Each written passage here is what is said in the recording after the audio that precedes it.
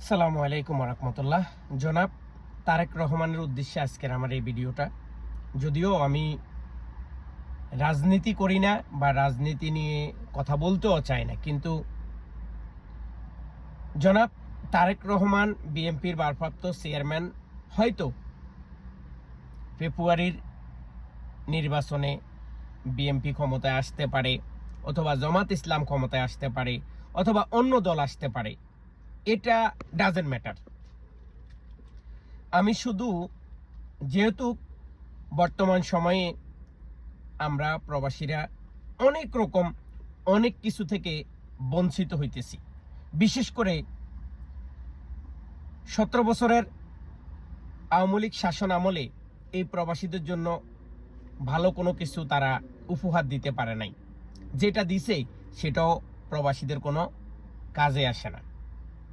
তো জনাব তারেক রহমানের উদ্দেশ্যে আজকের আমার এই ভিডিওটা এজন্য, কারণ তিনি প্রতিদিন যেই পরিমাণ মানুষের সাথে জেলাভিত্তিক, থানাভিত্তিক, তারপরে যায় ডিস্ট্রিক্ট ভিত্তিক প্রত্যেকটা মানুষের সাথে কথা বলতেছেন ভিডিও কনফারেন্সের মাধ্যমে বা যেই কোনোভাবে তিনি সমাবেশ করতেছেন।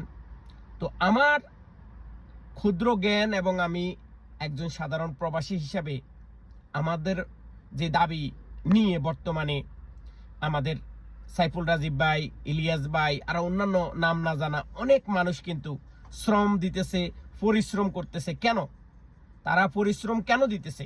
শুধু প্রবাসীদের অধিকার ফিরিয়ে দেওয়ার জন্য।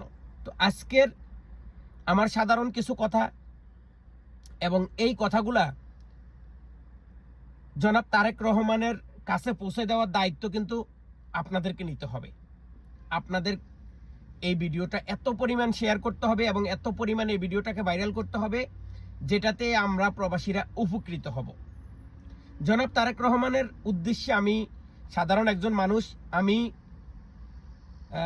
কত সালে আসলে আমার জানা নাই, তবে জনাব তারেক রহমান বাংলাদেশের 64টি জেলায় তিনি বিএনপি দল ক্ষমতায় থাকা অবস্থায় তিনি ঘুরে ঘুরে বিভিন্ন জায়গায় সমাবেশ করছিলেন।